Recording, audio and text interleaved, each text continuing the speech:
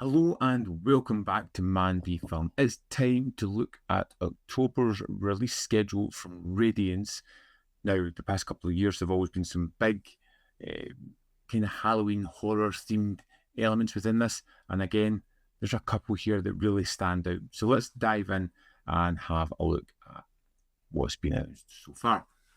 So first up, we have the fourth Truffaut film, I believe, in the Radiance range. This one is Pocket Money.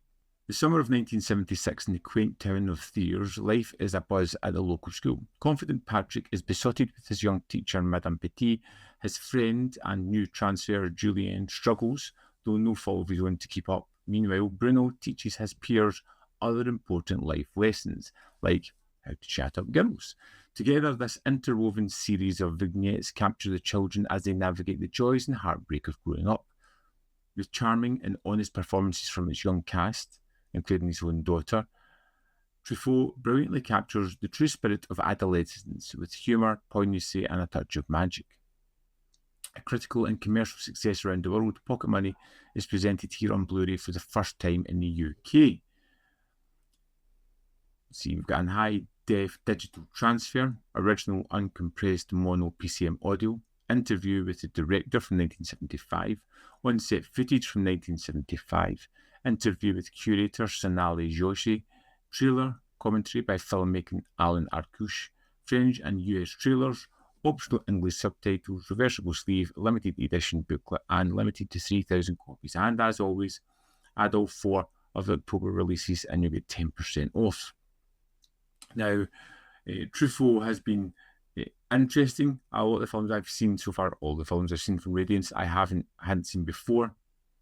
We've got The Bride Wore Black, which I thought was absolutely fantastic. Mississippi Mermaid, which was a good film, interesting. And Adele H, which was again good as well, heartbreaking. I'm interested to see where Pocket Money sits on that scale, but it's one that I will definitely be checking out. Next up, we have Malpertuis.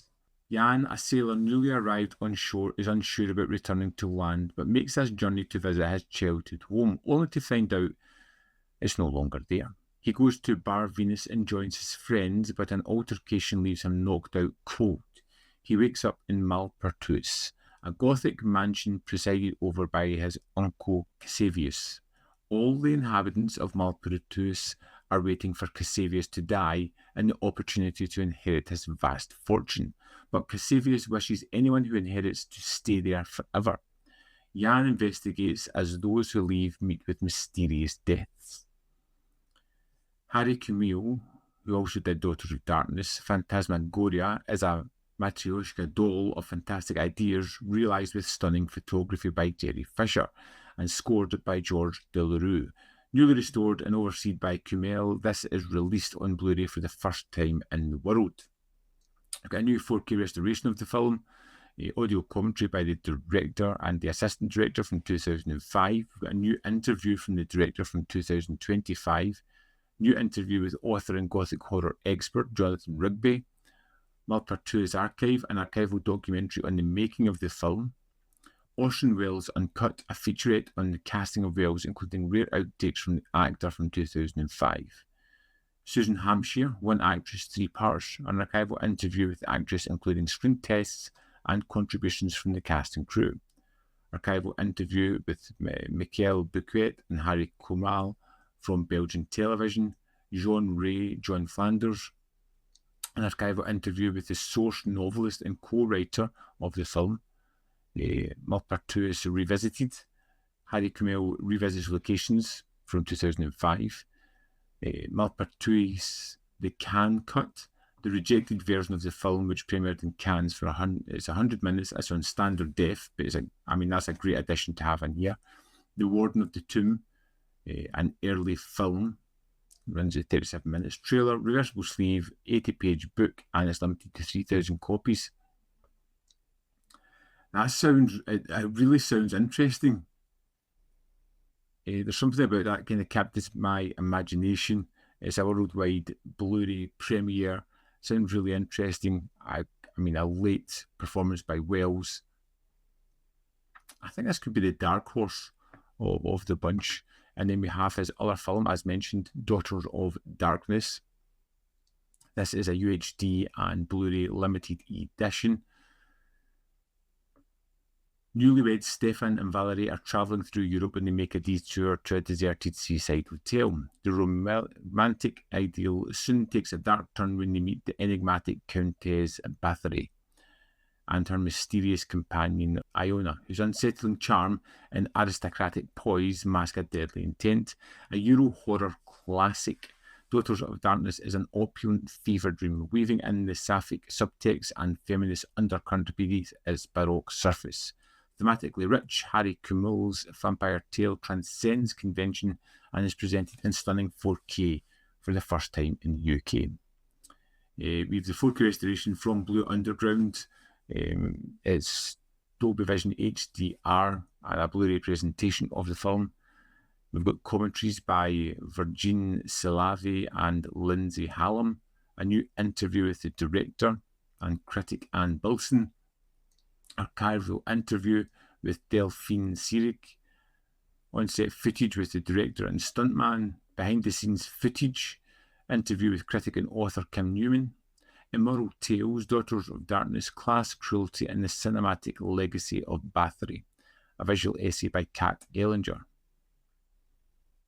author of the monograph on the film, Anna the Maid, Kumail's short film, Ether, another short film, is 80-page booklet and is limited to 5,000 copies. Now, I have seen Daughters of Darkness.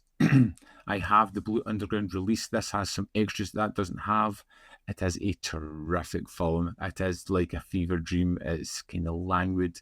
It's horrifying. It seeps into your soul as you're watching it. Yeah, great.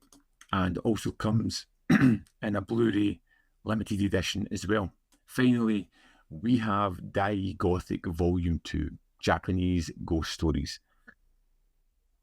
This was an announcement I was really waiting for. I loved the first set. All three films were terrific, and I'm really curious about this one.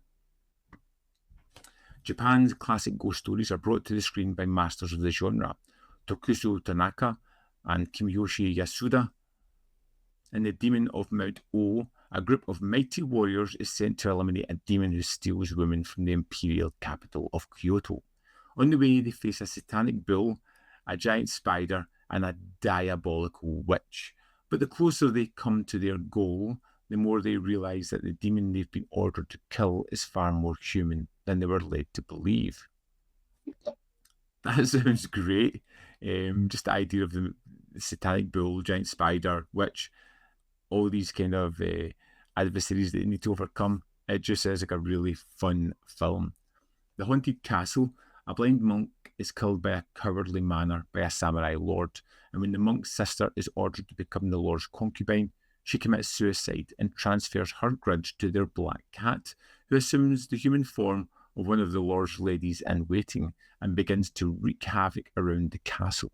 Quote, the lord's Machiavellian right-hand man and young swordsman Hungo combine forces to solve the mystery and stop the supernatural menace. Again, sounds a wee bit convoluted there, but kind of fun as well.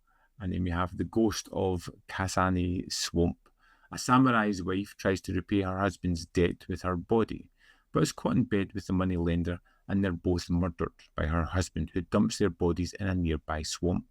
Shingoro and Oyoshiga, the moneylender and the samurai's children, find a curse has been passed to them as they each try to recover the money. Newly restored in 4K, 3 more stories from the Dai studio represent the Japanese ghost film at its more lavish and chilling. Got new 4K restorations for each of these films, uncompressed mono PCM audio for each film, optional English subtitles for all films, newly designed box and booklet, 80-page book, and it's limited to 4,000 copies. The Demon of Mount O has a new interview with historian Taichi Kasuga, Blade of the Demon Slayer, a visual essay by Tom Mez, a trailer and a reversible sleeve. The Haunted Castle has an interview with J-horror filmmaker Maria Sato, trailer, reversible sleeve, and The Coast of Kasane Swamp has a new interview with Norio Tsuruta, a visual essay by Ghost Story scholar Jack Davison, and Screen Select commentary by Lindsay Nelson, a trailer and a reversible sleeve.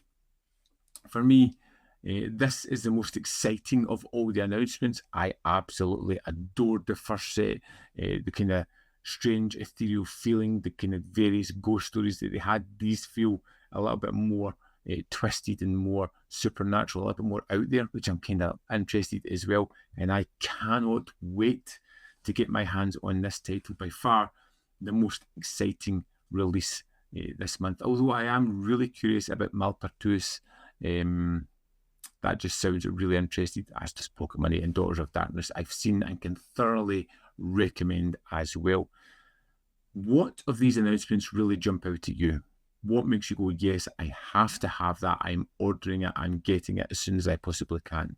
Let me know in the comment box below. As always, there is more content up here. You can see more of my stuff. And the description box below are links to Patreon, membership program, manvfilm.com, always in which you can support. Thanks for watching. I'll see you next time.